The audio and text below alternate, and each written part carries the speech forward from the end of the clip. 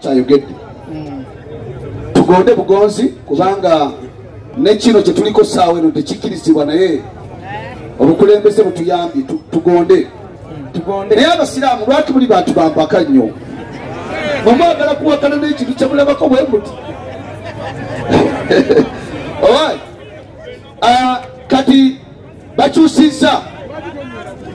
bakyusizza ono Sheikh Wandera yayogedde lwatu naga nti nsendeka gende wa Muhammad Musa kati ekizibu kijjidde Muhammad Musa yenyine kati amiri onosobola kale katulabe kati ensonga eyo yayogeddwako ne tubanga abasiraamu bagamba nti balemeddeko banjagedde okutegeera olunaku olutuufu okubeera nti Yesu yasalibwa nze maze okunyonyola ebyange nkulaze nti ekyaleeta Yesu kutusumula kutuja mukomera ng'enteekateeka ya Mukama Katonda yali yaggwadde okugera ng'ennaku z'omwezi 25 Desemba bwe kirina okubaawo era olunaku olwo lwamaakingibwa okuva mu history nga lwe lunaku Mukama waffe lwe yazaalibwa naye abasiraamu nga bwe bagamba nti bo sibajja kukkiriza lunaku olwo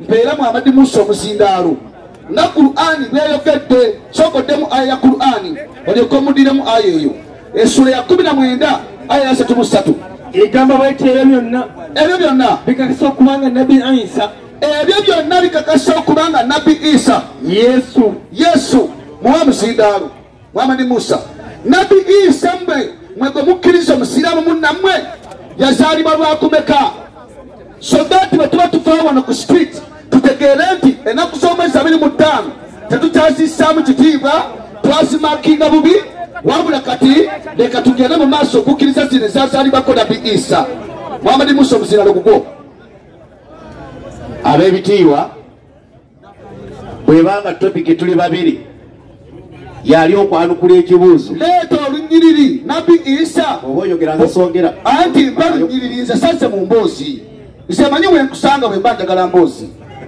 singa mbadde njagala kunyumya bwe ntakusanga kuwali ku plot 6 nkunoonya ku Palisa Road ndegondo bw'obanga wazze ebitiibwa byo bireke mu muzigiti ne ku mikolo gya busiraamu wano BWINO Nabbi Isa yazaalibwa lwakumeka banga BWINO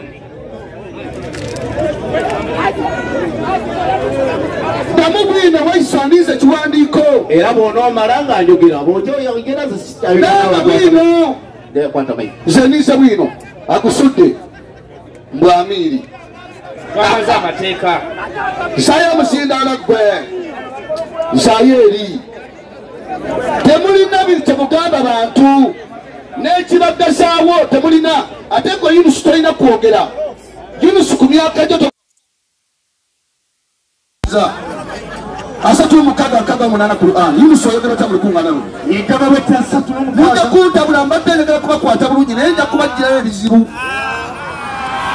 asatu mukaga munana Qur'an igaba bw'eti oyo wangi igaba bw'eti oyo bwe tuwangaza kati nga Seka Yunusu n'akaddiwa kati nga ne bwakaddiye tumunafuya ono munafu netumussa emabega mu butonde ono yadde emabega n'awutta oli mubuufu onoonya ki mulukungana lw'abasiraamu oli mubuufu ate nawe olina kyoyogera Qur'ani yakusiimuula kyovola okubanga wawuuta kyekikuleetera n'okukwata ebinzaali n'oteeka mu kirevu mu kifo ky'okubirya toddamu kukwata muzindaalo nga ndi waguno waggulu vaayo nze nkusomese oba wampadde omuzindaalo emitima ebiri yogera beerinze nkusomese mutuwe bayibuli tugende bwemuba temutwagala tuviire bwemuba temutwagala wano mutuwe bayibuli yaffe tubaviire nze sizanyamu nammwe saze kuzanya nammwe mwenamu eddakiika nzikutte mwena mukke wansi nze nsomesa mugende wansi tetulina kusaagisa basiraamu mukke wansi ndyoke nsomesa eddakiika nzikutte wamu mugende wansi mukkirire wansi essaawa y'okubala sente eweddeko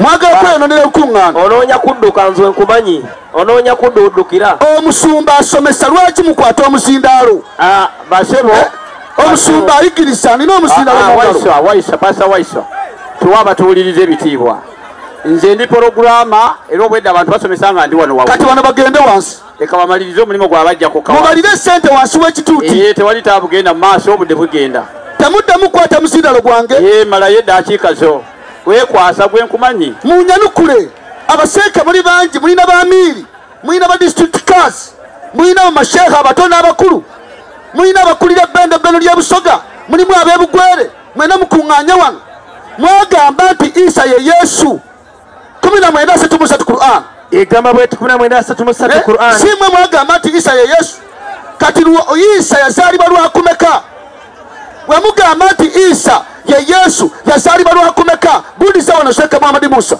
bulete gumuwe muwa omusindalo yanguwa ate abasiraamu bebakuza kulisa sayo omusindalo gwe sayo omusindalo langa olunyiriri bwabanga ffe abacelebrating 25 December tukola nsobi twagala mutujja ku lunaku olwo tukwate olwammwe kubanga mwe batuukirivu ennyo mbu Katonda byasindika olunaku Isa yazaalibwa lwakumeka Muhammad Musa yanguwa abaye abasiraamu n'abakristaayo baani abakuza amazaalibwa ga Yesu Yesu amulaba batuwa olunyiriri tosobola mujje wano abasiraamu muteekewo stage mubuulire obusiraamu bwammwe mugambe nti Allah ali omu alina ekitabo kimu Kurani alina nabbi omu Muhammadi alina malayika omu Jibuliiru mubuulire abantu okugenda okemaka okulamaga mubagambe basiibe lwaki muwalampa abakristaayo ku lunaku lwabwe ani kufe eyawalampa eyidi yammwe kyova olaba tulina okubabuuza ebibuuzo batuwe ansa omusomi wampasebo kati abasiraamu Allah yabasiba engalike kati abasiraamu babuuziza ekibuuzo eyo topic temugina kapasite kugyogerako injimaze mudakikazi temugina kapasite kati wabuuziza ekibuuzo haji ekibuuzo kyo kyabadde kirungi gwe gwabadde okubanga gwe mulamwa gwe tutambulirako wabuuziza lwaki abakristaayo n'abasiraamu tetutuula ku mmeeza ne tukkaanya ne tukkiriza ekintu kimu lwakyogedde nkuwayiriza bakuwolongoose temulina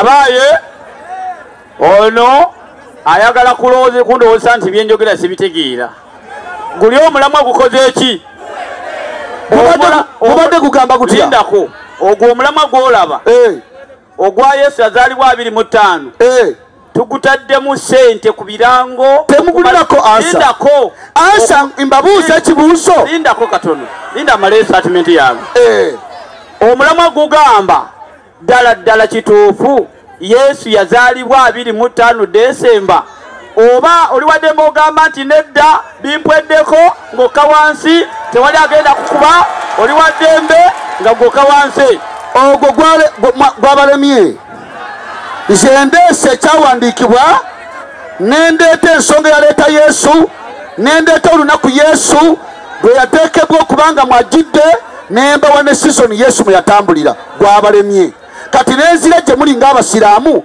nembabuuza bwe mubanga muli basiraamu olunaku Isa lwe yazaalibwa lunaku ki angaazi temulina ansa kati ensonga lwaki tetuyinza kukkiriza Allah ebigambo bye si bituufu byayogera ku bantu tetuyinza kukkirizaganya na Allah ku nsonga eno ekwatagana ne Yesu kubanga Allah yalimba abantu ebikwatagana ne Yesu yalimba ki Allah yagamba abasiraamu nti Isa ono ye amumanyi nnyo n'agamba nti Isa yali muddu wa Allah era n'agamba nti wakati mu kubeera muddu yafa ate mu abasiraamu mugamba Isa teyafa Allah ono naye tamanyi Isa kati mmwe kyova olaba mbabuuza ku bya Yesu temubimanyi essula ya 5 aya 17 Qur'an era musala ya aya yegamba bweti 5:17 Qur'an 5:17 Qur'an yegamba bweti 3 Maida 17 wansi ebitonde byonna biri mu bufuzi bwa Katonda. Wangi ebitonde byonna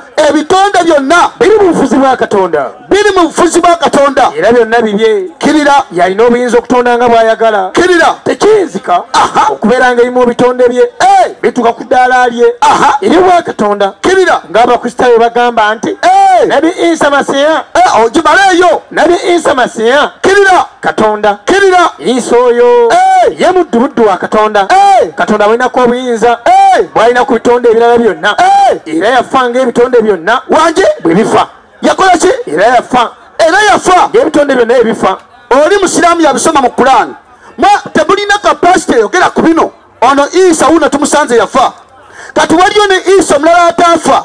Mutubuulire Isa ono yafa n'oli ataafa. Isa gwe mwogerako olwaleero ku 25 yaliwa. Esura ya 10 aya 15 Qur'an. Yegamba bweti etya 15 yanguwa yegamba ebigambo n'amanga. Yegamba bweti 15 era n'ekigambo kyabwe nga beewaana. Kirira nti mazima ffe twata Isa Masiya mutabani wa Maryamu kirira omubaka wa Katonda. Kirira so nga tebamuttanga eri aya egambye yafa eno egambye tebamuttanga so tebamuttanga. Kati abasiraamu abali wano mulina okumanya nti alimba ali omu. Kyova olaba nammwe mucamuka nnyo ng'obulimba omulimba azze wano okubalimba. Allah wuuno atulimba atugambye mbu Isa yafa. Kale ate mu aya endala atugamba Isa teyafa. Wama Bayibuli omulimba yaani? Yokaana 8:4 egamba ebigambo n'amanga. egamba etya? Yokaana 8:4 egamba bweti mwe muli bakitammwe Setaani. Mwe muli bakitammwe Setaani. Era mwagala okukola okwegomba kwa kitammwe Setaani. Mwagala okukola okwegomba kwa kitammwe Setaani. Oyo okuva ku lubereberye ye musi. Oyo Setaani okuva ku lubereberye ye busi. Wama Allah gwe Setaani yatta mu Qur'ani 9:5 Qur'an. Igamba bweti 9:5. Leta mangu. Igamba bweti 9:5 Qur'an. 9:5 Qur'an. Wajibanga jiweddeko emyezi egy'emizizo. Wajibanga jiweddeko emyezi egy'omuzizo. Mutaba kafiri. Mugende mubatte. Awo ne mubabasanze. Kirira. Mubakwate mubawambe. Kati ono Setaani Bayibuli etugambye nti okuva ku lubereberye Setaani ye musi. Tumulaba wuuno Allah ayimiridde alagidde abasiraamu babeeko kye bakola. 9:10 mu Qur'an. Igamba bweti 9:10. Kati oyo tuyinza okukwata ebigambo bya Yesu tubiteeke ku Allah ayina obujulizi. Omulimba taata wa Setaani taata w'abasiraamu.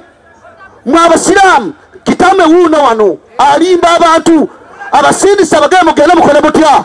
Leta sura ya 9 aya 10 mu Qur'an. Igamba bweti 9:10 mazima Katonda yagula kubakkiriza emyoyo gyabwe. Kirira yagula n'emaali yaabwe. Kirira nga mazima balina ejja n'ennyumba ey'emirembe. Balwana mu kkubo lya Katonda. Kirira ne batta wange ne batta nabo ne batta nabo ne battibwa. Abasiraamu abali wano bw'obanga tottanga ku muntu obusiraamu bwe si bwa Allah. Aya yino Allah egambye nti abasiraamu Allah bwe yabagulako emyoyo omulimu gwabwe kugenda ate kati mukutta kuno eri ewaffe oyo Setaani mu Yokaana 8:4. Igamba bweti Yokaana 8:4. Igamba bweti mwe muli bakitammwe Setaani. Mwe muli bakitammwe Setaani. Era mwagala okukola okwegomba kwa kitammwe. Lwaki? Oyo nfa ku lubereberye ye musi. Allah wuuno tumulabye. Kirira so teyanywera mu mazima. Teyanywera mu mazima. Allah wuuno atugambye nti Isa yafa. Mu aya endala nti tafanga. Kale ate mu aya endala Isa agamba Qur'ani egamba nti Allah mutabani wa Maryamu. Ate aya endala negamba nti Allah yatonda butonzi Isa mu ttaka. This is a liar. You're worshipping a demon of Arabs. You're worshipping a God who is not manifested in the power of the flesh. You're worshipping a wrong thing, a native small God of Arabs. That is why you speak one language, you look in one direction, you look in one direction, you walk by him. You don't have capacity to speak about Jesus being born on 25th December. You are liars and you are children of the devil. That is why we cannot tolerate your nonsense. Esura ya 3 aya 5 Qur'an. Igamba bweti 3:5. Egamba etya? Igamba bweti kiriza ntukoye mu 3. Yangu amangu 4:5. Igamba ebigambo n'amanga. Ala Imran. Genda maaso 3:5. 3:5. Igamba ebigambo n'amanga. Igamba bweti 4:5. Igamba bweti oyo alya budde. That is a delaying tactic. Olina eddakiika 5. Nvaayo 59. Yes, nina dakika 5. nze serious amanya dakika ngenda ku dakika zange mwe muzirya bwenzikyayo amazima mugabuzaabuza muziryona mumutadde wano ayita munadda muli oli bwajjako emizindaalo egamba bwe 3:5 yajjukira mu kiseera malayika bwe yagamba nti bino we mbanga bye mukola mujja kutuusa tayimu nga wemujja ne muasembolinga temuba na muntu yenna dibetinga nammwe kulwaki kubanga enkola yammwe si nnungamu ffenna tuli bategesi bankuŋŋaana esaawa no nteekateeka lukuŋŋaana namba 82 mu paaka empya lutambula. I don't do this nonsense. I cannot drive from Kampala here for this debate ne mutandika okukola katemba kano kyova aba time ejja kutuuka we are going to turn you around nga mba mwagala debate muzikolera mu muzikiti kubanga teri mukristaayo ajja kulinnyayo mubeere kirya mu bintu bye mukola sobolekera mu maaso egamba bwe 3:5 Qur'ani era jjukira mu kiseera malayika bwe yagamba nti jjukira mu kiseera malayika bwe yagamba nti owange Mariyamu mazima Katonda akusanyusa ng'akutegeeza ekigambo okuva gy'ali ekyokuzaala omwana erinnya lye Almasiha Isa. Kati ate mu Qur'ani Allah agamba nti ye yafuuwa mu bwerere bwa Maryamu n'alyoka azaala Isa. Katonda ayinza okuyingira mu bwerere bw'omukyala n'akozesa akamwa ke n'afuuwa. Allah subhanahu wa ta'ala wabanga ye Katonda mutuufu lwaki yagenda n'ajja mu sikaati ya Maryamu n'ajja mu peti ye n'ajja mu empale ye paka mu bwerere. Nkaga mukaga 12 Qur'an yegamba ebigambo by'amanga egamba etya kaga mukaga 12 Qur'an egamba etya yegamba bwe Suratu Tahrim yegamba bwe terera ku n'ekifaananyi kya Mariyamu musiraamu soma era bakubira n'ekifaananyi kya Mariyamu yabakubira ekifaananyi kya Mariyamu muwala wa Imurani nyina wa Nabi Isa Masiya kirira yakuma obwerere bwe gere mu maaso kale tufuuwamu omwoyo gwaffe ne tumufuuwamu omwoyo gwaffe n'aba olubuto lwa Isa leeta ne sherehe yaayo abadde alimu akakunkuna agiwulire mu aya eno Katonda atukuza mukyala Mariyamu n'asula eddaala lye mu kibi Abayudaaya kye baali bamusiize ekyokumuyita omwenzi mu kiseera bwe